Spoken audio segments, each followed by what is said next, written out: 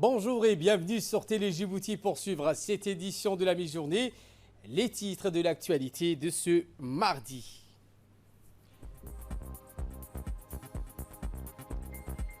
Le Premier ministre Abdelkader Kamel Mohamed a présidé aujourd'hui la cérémonie de clôture de la 3e édition des Olympiades des métiers.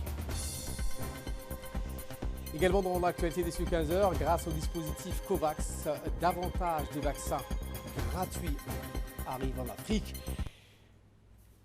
Voilà pour le sommaire. Merci si vous nous rejoignez sur Télé Djibouti et dans cette édition de ce mercredi 3 mars. Le président de la République, Ismaël Marguelé, a par l'intermédiaire de son directeur de campagne, M. Ahmed Ali Barré, procédé aujourd'hui, mercredi 3 mars, à la remise officielle de son dossier de candidature à la présidentielle d'avril 2021.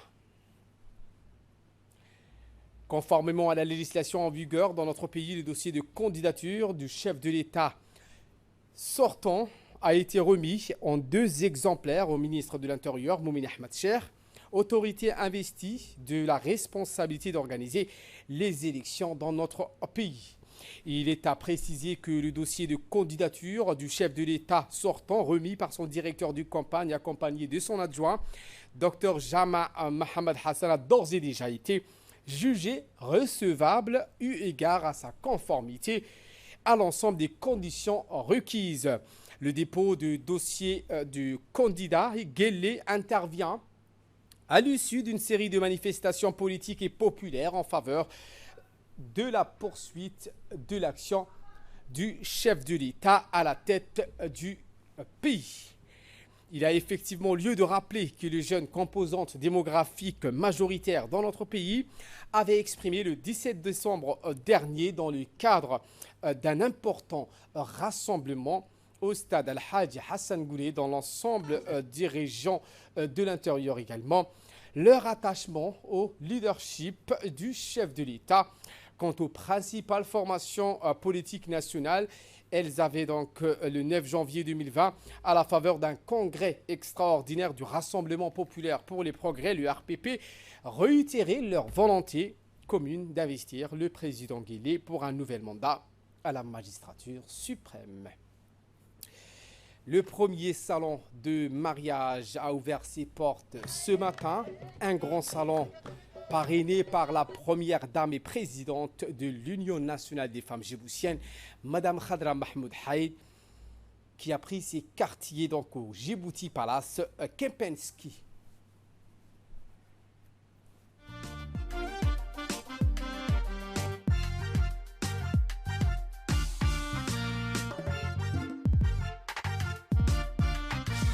Kurbatira khadray sama kopciya hoyoy kabay bulshada kolkoliyay agon koriyay hoyo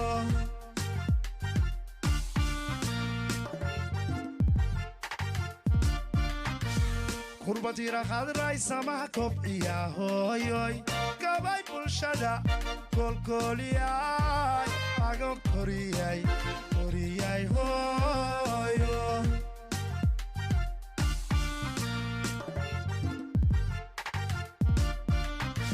Kartidiyo ibada karim kemba kugumanaystoy hoyo kalmada tirada hoyo dadwaynaha kafayso hoyo laguwada kalsooyay hoyo Kartidiyo ibada karim kemba kugumanaystoy hoyo kalmada tirada hoyo dadwaynaha kafayso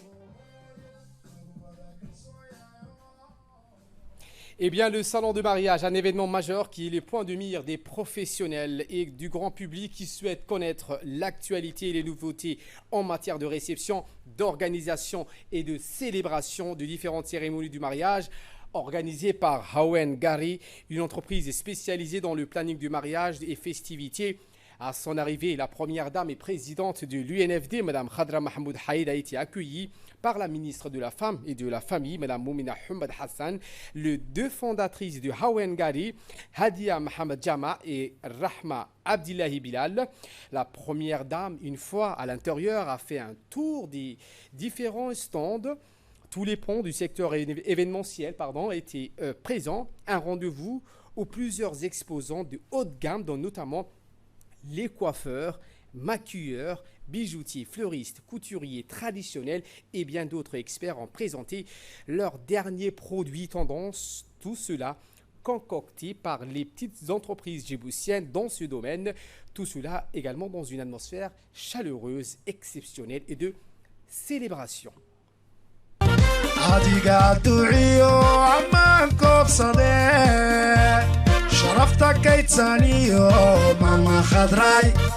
كرامada korkaaga saaran sido hooyo khadraay karaamada korkaaga saaran sido hooyo khadraay karaamada korkaaga saaran sido hooyo khadraay karaamada sido hooyo khadraay waligaaba sido hooyo khadraay horumarka lagu dage lagu gaadho darajada dhabtii isku duubni weeye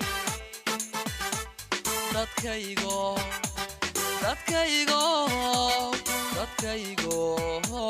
garwaaqso dhaqan duugoobin iyo taariikh dahaba oo la doorbida lenoho iyo dal nabadaho dalxiiskana ku habboone allow nooda jabuuti amiin allow nooda jabuuti amiin jibuuti dhaqan duugoobin iyo taariikh dahaba oo la doorbida lenoho iyo dal nabadaho dalxiiskana ku habboone allow nooda jabuuti amiin allow nooda jabuuti amiin jibuuti. En musique avec différents troupes, c'est parfaitement donc conjugué au féminin, au vrai sens du terme. Une fois à l'intérieur, fut place un défilé de mode, un grand défilé présentant la haute couture djiboutienne.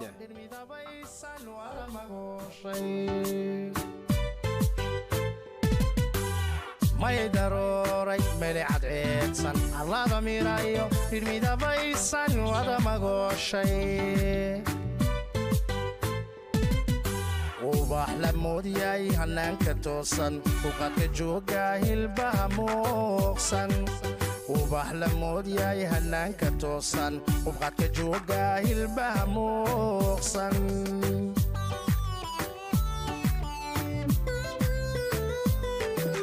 judaan milicsaday jacayl maqiiqsan nafu maligo awga mashquulsan. Une journée où le traditionnel boubou de mariée a été la pièce maîtresse, tout à fait. Donc le rêve de la gente féminine avec des créations toutes plus incroyables et spectaculaires les unes que les autres. Des créations richement décorées entre traditionnel et modernité, pensivement et profondément personnalisée. En d'autres termes, une véritable déconstruction du mariage avec une résonance traditionnelle modernisée, faite dans un esprit de modernité et d'innovation. La présence de la première dame et présidente de l'UNFD, Mme Khadra Mahmoud Haïd, illustre donc ainsi le soutien sans faille pour les femmes djiboutiennes ambitieuses. En quelques mots, inspirer, encourager les femmes à se révéler et à innover. Assurément, la première dame, Mme Khadra Mahmoud Haïd, apportant son soutien indéfectible aux femmes, veille à celles-ci deviennent des acteurs de la croissance économique et ainsi deviennent des modèles aux autres femmes dans le cadre de l'autonomisation de la femme djiboutienne. noqona midigiyo bidix muraadsan milkaha guurkiyo nolol maqaamsan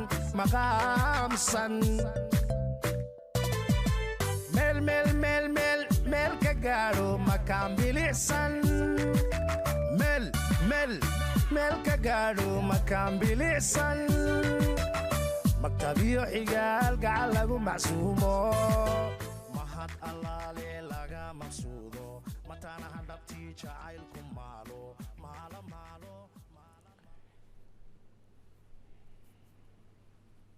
Eh bien, je vous le rappelle, ce défilé a ouvert le podium donc, à toutes les Djiboutiennes afin de briser le diktat de la mode et de rendre hommage aux femmes d'aujourd'hui. Autre actualité de ce 15h, à la troisième et dernière journée des Olympiades des métiers, le Premier ministre Abdelkader Kamil Mohamed a honoré de sa présence la cérémonie de clôture et de proclamation de la compétition qui s'est déroulée au Palais du Peuple. Le Premier ministre a été accueilli par le ministre de l'Éducation nationale et de la formation professionnelle, Moustapha Mohamed Mahmoud.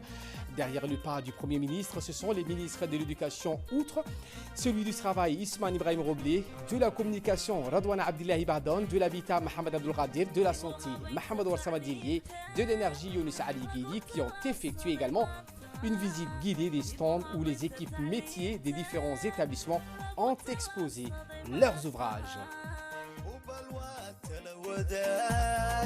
عقبدي هرتقناي استعماركو نوغا تغي سيانوغا تلو نفا تسمو عالوغا تغي سيانوغا تلو نفا. Le Premier ministre et les officiels ont largement apprécié les ouvrages qui leur ont été exposés. Ils ont félicité les équipes métiers et les ont encouragés à donner le meilleur d'eux-mêmes, suite à quoi les officiels ont pris place à la tribune officielle pour suivre l'intervention de M. Mohamed Abdillahi qui a assuré la présidence de l'organisation de la 3e édition des Olympiades de métiers.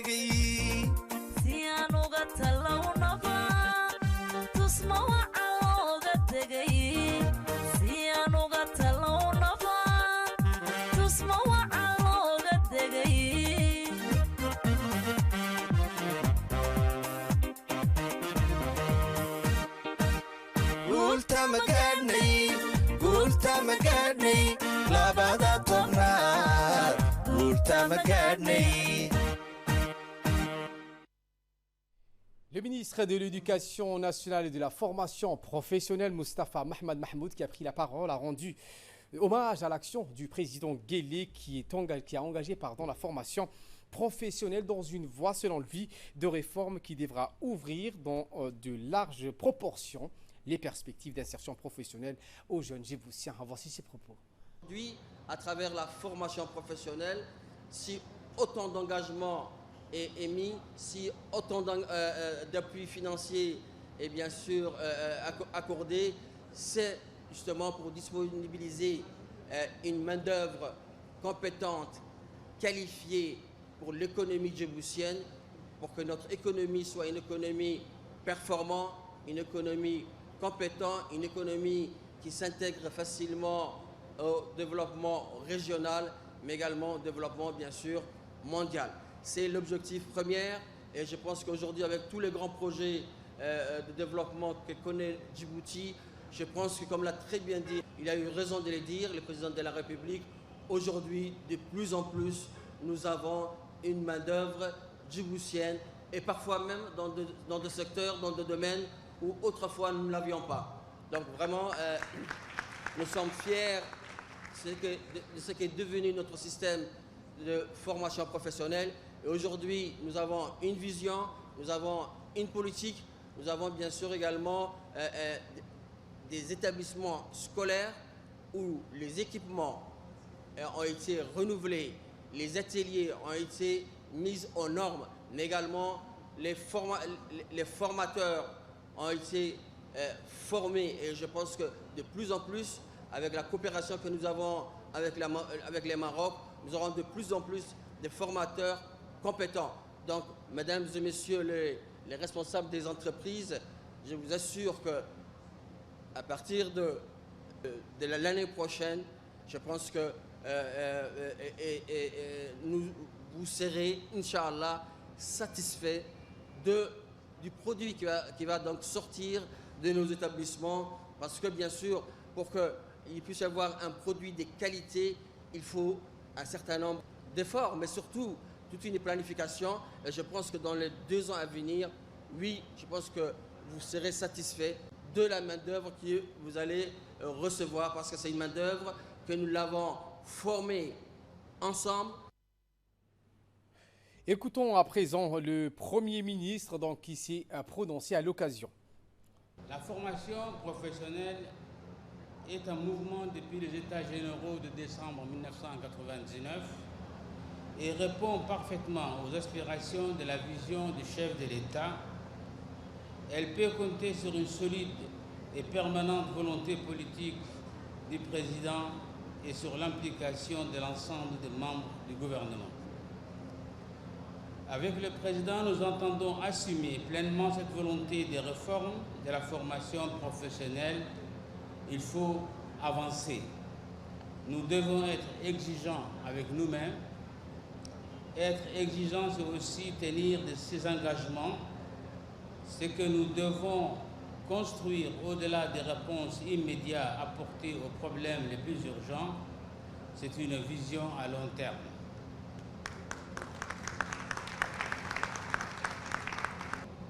Mesdames et messieurs, l'emploi, c'est la première priorité du président et de son gouvernement, car c'est aussi la première préoccupation des Djiboutiens et des Djiboutiennes.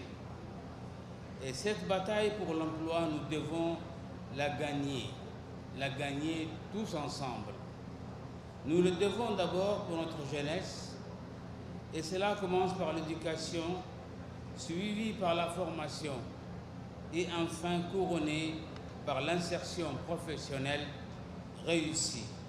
L'adaptation des formations est nécessaire. Elle doit s'accompagner d'une meilleure aide aux jeunes en matière d'orientation. Elle doit susciter également à tout instant chez nos jeunes cette flamme de se former pour le métier d'aujourd'hui et de demain. Nous devons également favoriser l'esprit d'initiative et l'envie d'entreprendre. Les centres de formation professionnelle doivent s'agrandir et se multiplier pour accueillir tous nos enfants. Aucun enfant de notre pays ne doit être privé d'éducation et de formation professionnelle. C'est un point d'honneur de la politique gouvernementale.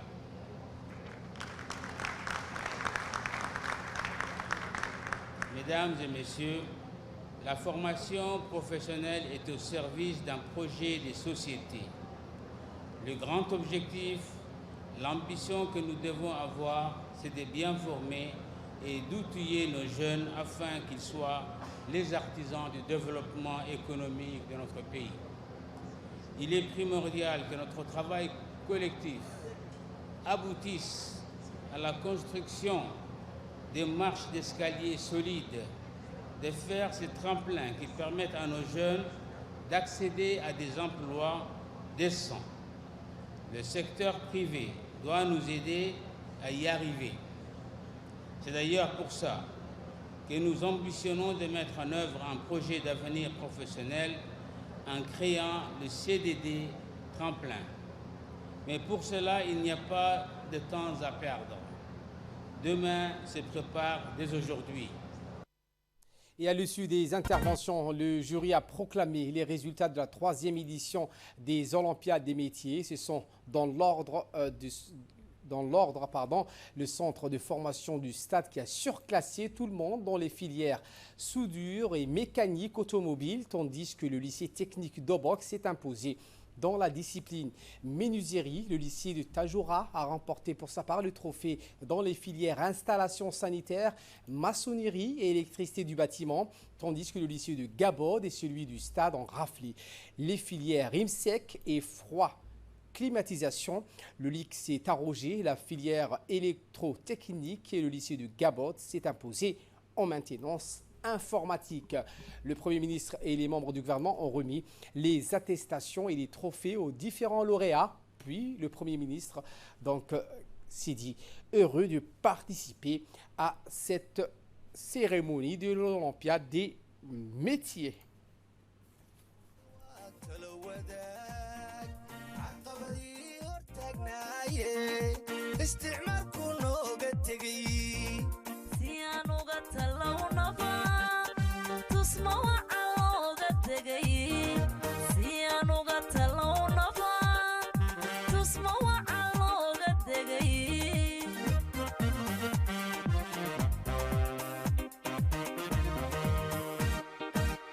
guulta ma gaadhnay labada tobnaad guulta ma gaadhnay horumarka tacliinteenna. Cette cérémonie de réception d'un lot d'engins octroyés par le gouvernement japonais s'est tenue hier après-midi au sein de la base technique de Balbala de l'agence djiboutienne de routes, l'ADR. Cérémonie qui a vu la participation du ministre de l'équipement et des transports, Moussa Mohamed Ahmad, de l'ambassadeur du Japon à Djibouti, M. Atsuka Omyo, du directeur général de la DDR, Souba Nassir Ismail, ainsi que du haut cadre de cette institution. L'autre événement marquant de la cérémonie était également la clôture des séances de formation au profit des employés de l'ADR sur les modalités d'utilisation de ces engins. Objectif de ces formations, renforcer les capacités opérationnelles de l'ADR. Le directeur général de l'agence djiboutienne des routes, l'ADR, a réitéré dans son mot prononcé à l'occasion toute sa gratitude et les plus sincères remerciements au gouvernement japonais qui nous accompagne, a-t-il précisé, dans notre quête qui consiste à développer les infrastructures routières. Nous avons réceptionné un lot d'engins composé d'un camion élévateur de 75 tonnes, d'un camion remorque de 40 tonnes et d'un camion atelier complet. Le ministre et l'ambassadeur ont participé à un exercice de simulation qui a clôturé la formation des agents de l'ADR, une formation qui a porté sur la conduite en sécurité des engins. Cette formation a été dispensée par des experts japonais. Comme vous le savez, le Japon appuie l'agence djiboutienne des routes dans ses différents projets de développement des infrastructures routières. Je tenais donc à remercier le gouvernement et le peuple japonais pour ce don qui va renforcer la capacité opérationnelle de l'agence djiboutienne des routes qui a entamé ces 2 dernières semaines un vaste programme de réhabilitation de la voirie urbaine de Djibouti. Et pour sa part, l'ambassadeur du Japon à Djibouti, M. Otsuka Amio, a précisé dans son intervention que ce lot d'engins est destiné au renforcement des routes à la base technique du Balbala. Voici ses propos. Je suis très honoré de pouvoir participer à cette formation pour des camions grues octroyés à l'agence djiboutienne de route. Le Japon s'engage au renforcement de la gestion de la route de Djibouti. L'équipement d'aménagement pour la gestion de la route a été également octroyé en 1917. Et cette fois, il s'agit des camions grues à travers un projet d'un montant environ 500 millions francs djiboutiens serviront à déplacer les voitures accidentées, comme nos camarades veut montrer. Le Japon toujours contribue à la construction de la route de Djibouti, tant que la route nationale numéro 1, achevée décembre dernier. Mais je suis convaincu que la maintenance de sa qualité est aussi très importante pour la coopération efficace et durable. J'espère que ce projet contribuera à long terme pour la logistique de Djibouti et le Japon va continuer ses contributions au développement durable de Djibouti en tant que partenaire égal et honnête. Et en outre, je voudrais que vous appreniez à travers ce projet l'esprit japonais et aussi la discipline japonaise. Ce qui est très important, c'est d'agir en tant que membre des équipes. Donc, s'exprimant en langue locale, le ministre de l'Équipement et des Transports a à son tour d'abord remercié le gouvernement nippon pour le renforcement des capacités à l'endroit de l'ADR et a exhorté le personnel de cette institution de maintenir et entretenir ces équipements à bon escient. Fin de citation. L'actualité dans les régions de l'intérieur, notamment la ville de l'Unité, où dans le cadre de la tournée ministérielle, la ville de l'Unité, les 3 membres du gouvernement, à savoir le ministre de la Santé, Warsama Diriye, le ministre du Commerce, Hassan Ahmed Ibrahim, et le secrétaire d'État à la décentralisation, M. Aramis, ont participé à une assise avec les sages de la région Okar. La rencontre de concertation s'est déroulée en présence du préfet de la région et du président du conseil régional, des parlementaires et autres cadres de la région. Les membres du gouvernement se sont donc prêtés à l'exercice de concertation et de dialogue qui rappelle le fondement même de la politique de proximité et d'écoute prônée par le chef de l'État, Ismaël Marguerite. Lors de la discussion, les sages ont tour à tour signifié leur reconnaissance à l'endroit de la délégation ministérielle qui a été priée de transmettre la satisfaction de la population de la région quant à la réalisation des promesses prises sur la santé lors de la tournée du chef de l'État. La discussion entre les membres du gouvernement et les sages de Dikil a également concerné la résolution des problématiques socio-économiques qui sont en cours d'exécution. En prenant bonne note, les membres du gouvernement ont répondu à chacune des interrogations émises par les sages, puis la séance est close avec une récitation de doua et d'invocation pour la miséricorde divine. Eh bien, les ministres ont remercié la population okaroise pour l'accueil chaleureux et fraternel qui leur a été réservé. Ils ont mis en exergue les efforts du gouvernement dans la réduction de la pauvreté et l'amélioration du cadre de vie de la population okar, notamment dans le domaine de la santé, en rappelant les prérogatives sécuritaires qui incombent cette bourgade à la croisée des frontières entre notre pays, la Somalie et l'Éthiopie. Le ministre de la Santé, M. Mohamed Warsama Diriye, a également remercié l'ensemble des responsables de la région et les sages du village pour l'accueil exemplaire qui leur a été réservé. La commune de Balbala a organisé hier matin au complexe Ar-Rahma une réunion de concertation avec les leaders de la commune, la plus grande des 3 communes, Balbala, et la direction de campagne pour le soutien du chef de l'État, Ismaël Marguerite, lors des prochaines élections prévues le 4 avril, dont le chef de l'État est candidat.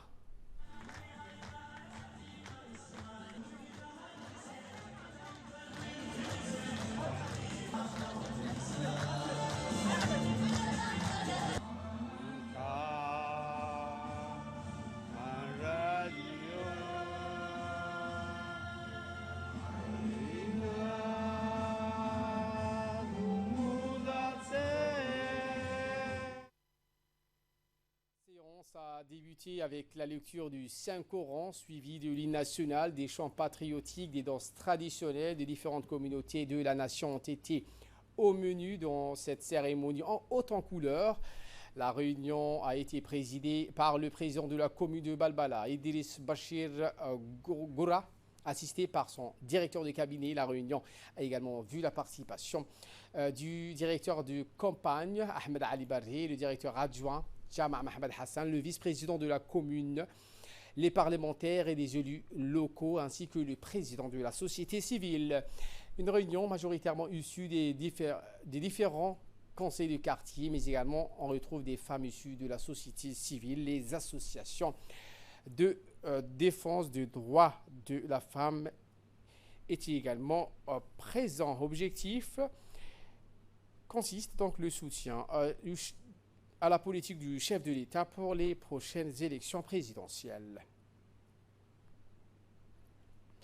La langue afar entre tradition et modernité, c'est ainsi que la conférence sur la langue a débuté hier. Donc, avec la mondialisation et la technologie, la langue afar résiste aux aléas. Des écrivains, des chercheurs, des poètes ont assisté à cette conférence, discuté leur point de vue. Des personnalités importantes comme Monsieur Mohamed Barkhat Siraj, Monsieur Mohamed Dabitou, professeur de lettres à l'université de Samara. L'objectif de cette conférence est de promouvoir la langue afar et d'agrandir donc le afar pen pour la promotion de la langue locale, notamment la langue afar. Un mot de sport pour clore l'actualité nationale. Les athlètes internationaux et nationaux sont donc présents à Djibouti à l'approche du grand rendez-vous sportif. Il s'agit donc du semi-marathon prévu vendredi 5 mars. L'aéroport international de Djibouti donc, a accueilli hier soir l'ensemble des athlètes internationaux et nationaux inscrits sur la liste des participants. Cette première édition du semi-marathon international de Djibouti avec à la tête le légendaire Mo Farah, britannique d'origine somalien, a été accueilli sur le tarmac de l'aéroport international de Djibouti par le représentant de l'autorité des ports et des zones franches, Mohamed Adan Wabari Dijon, le président de la Fédération djiboutienne d'athlétisme, Saïd Ismail, le vice-président Omar Mahabé et le président du comité d'organisation de cette compétition intitulée Gateway of to Africa. L'ensemble des athlètes internationaux et nationaux ont subi donc les tests PCR contre le Covid-19.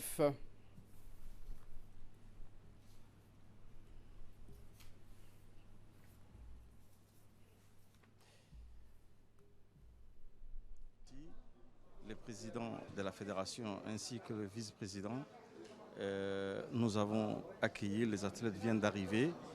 Ils vont entamer un test de Covid avant d'aller aux hôtels. Tout est préparé. En tant que staff technique, nous avons programmé tous les programmes pour que la course se déroule dans de bonnes conditions. Et nous souhaitons que les choses se passeront dans les meilleures conditions. Et de là, nous passons en nouvelles du monde. Je vous l'ai dit en titre, grâce au dispositif COVAX, davantage de vaccins gratuits arrivent en Afrique. Après le Ghana, la Côte d'Ivoire et d'autres pays africains ont reçu mardi ou attendent aujourd'hui leur première dose de vaccin contre le Covid-19 grâce au dispositif COVAX de l'OMS. Le Nigeria, le Kenya, l'Angola, la République démocratique du Congo ont à leur tour reçu leur première dose de vaccin contre le Covid-19 financé par le dispositif COVAX créé par l'Organisation mondiale de la santé, l'OMS, au bénéfice des pays les plus démunis. Voilà pour l'essentiel de ce 15h. Merci à vous de nous avoir suivis et très bonne suite des programmes sur Télé Djibouti.